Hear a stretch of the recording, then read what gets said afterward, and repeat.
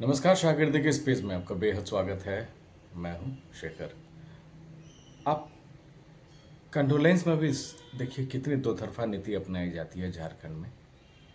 और देखिए दुख का पहाड़ जो होता है किसी भी घर में अगर होता है तो उसकी कोई सीमा नहीं होती है।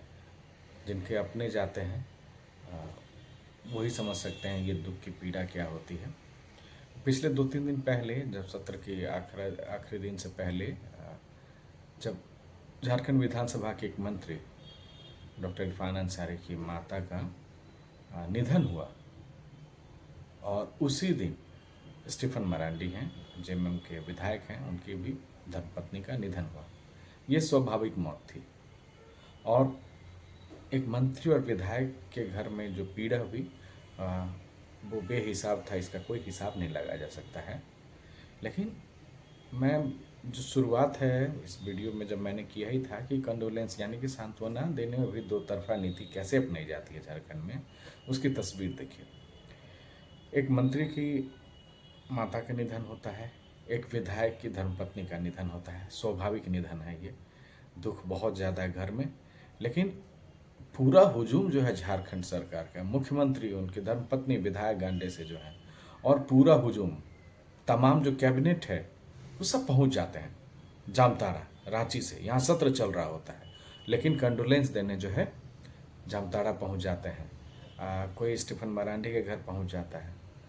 और पीड़ा देखिए यहाँ पर रांची में, कैपिटल ऑफ झारखंड, वहाँ 2 जुलाई को, माफ़ कीजिएगा, 2 अगस्त को एक वकील की हत्या होती है दिन दहाड़े सुखदेव नगर इलाके में। और 3 जुलाई को फिर क्या है, एक दारोगा की बॉडी मिलती है, अनुराग कच्छप की। लेकिन हैरानी की बात है कि एक सरकार की तरफ से एक संवेदना भी नहीं कहीं से व्यक्त की गई है।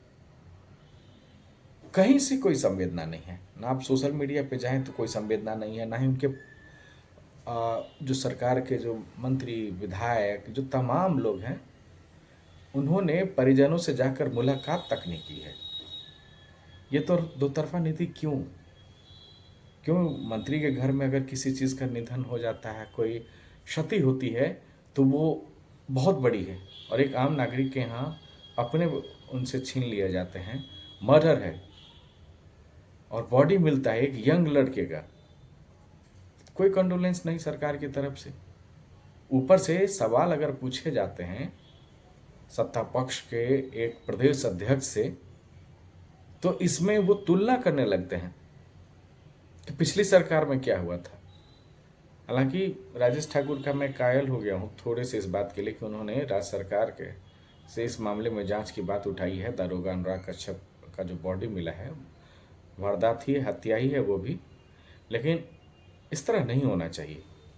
ये अपने हैं, ये आप जिस मंत्री और जिस विधायक के यहाँ पहुँचते हैं कंडोलेंस देने के लिए, उन मंत्री और विधायकों को जनता बनाती है, आप नहीं बनाते हैं।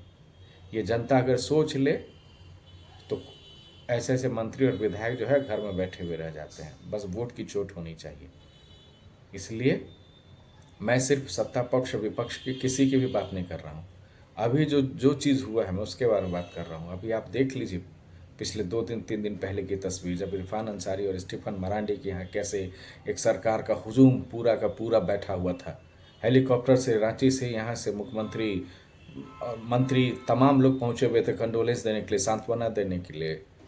ये आकस्मिक निधन था और यहाँ मर्डर हुआ है। आप जहाँ रह रहे हैं मुख्यमंत्री जी, वहाँ मर्डर हुआ है, बैक टू बैक 24 घंटे में 2 मर्डर, एक वकील का और एक दारोगा की। डीजीपी मीटिंग करते हैं यहाँ पर, और डीजीपी सख्त निर्देश हालांकि दे चुके हैं दारोगा की हत्या के बाद कि रांची में इस तरह की नहीं होनी चाहिए। लेकिन सवाल है कि बैक टू बैक मर्डर हो रही है। ये पहला ही नहीं है कि वकील गोपाल कृष्ण और अनुराग कश्यप की हत्या हो रही है, हुई है 2 दिन 24 घंटे के अंदर। ये पिछले 1 महीने का आप रिकॉर्ड देख लीजिए, जुलाई का, और अगस्त अभी शुरू ही हुए हैं। लॉ एंड ऑर्डर बहुत ख़राब है रांची में। खैर, मुख्यमंत्री जी से मैं आग्रह करता हूं कि एटलीस्ट कंडोलेंस और सांत्वना जो है अपने हिसाब से एक समान तराजू पे रखिए माननीय मंत्री जी, मुख्यमंत्री जी। क्योंकि इससे क्या होता है कि एक स्नेह बना हुआ रहता है, एक उम्मीद बंधी होती है कि आप यहाँ के नायक हैं, हीरो हैं यहाँ की जनता के आप। और एटलीस्ट जब एक आइडल से, जब एक हीरो से एक संवाद भी, एक सांत्वना भी नहीं मिले तो लानत जैसे लगने लगते हैं कुछ हालात। फिलहाल मुझे दीजिए इजाज़त। नमस्कार।